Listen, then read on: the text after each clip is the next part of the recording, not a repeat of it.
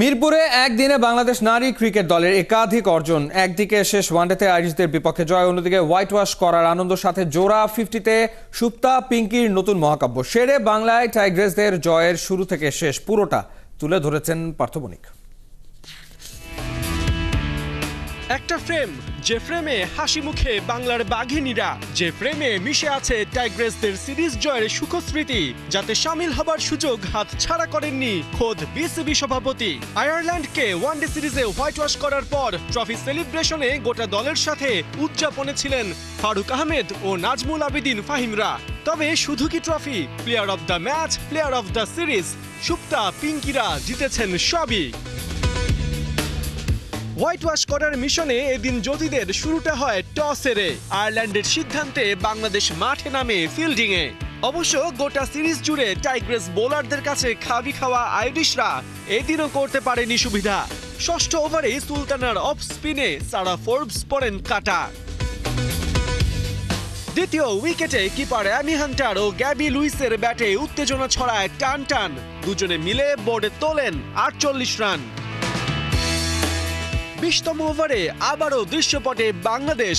এবার break through এনে দেন রাবেয়া। ব্যক্তিগত 23 রানে তুলে নেন কিপার অ্যামি হান্টারকে। তবে অ্যামি গেলেও থেমে থাকেননি ক্যাপ্টেন গ্যাবি।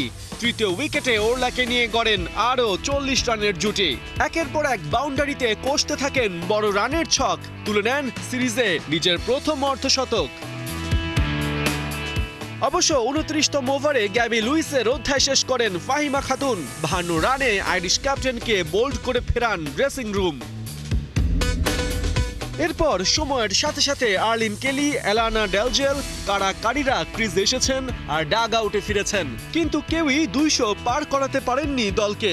বাংলার বোলিং তাণ্ডবে নির্ধারিত ওভারে আয়ারল্যান্ড অল আউট হয় 185 রানে। হায়েস্ট 3 উইকেট তুলে নেন টাইগ্রেস লেগি ফাহিমা খাতুন। ছোট টার্গেট তারা করতে নেমে বাংলাদেশেরও শুরুতেই একই ভুল। পঞ্চম ওভারেই ওরলার বলে মাত্র 8 রানে আউট মুর্শিদা খাতুন। তবে দ্বিতীয় উইকেটে ধৈর্য আর পাল্টা আক্রমণে তেজ দেখান পিঙ্কি আর সুপ্তা। দুজনেই পান 50-র দেখা। তবে এখানেই থেমে থাকেননি দুজন। বাংলাদেশ নারী দলের ওয়ানডে ইতিহাসে গড়েন সর্বোচ্চ 143 রানের জুটি।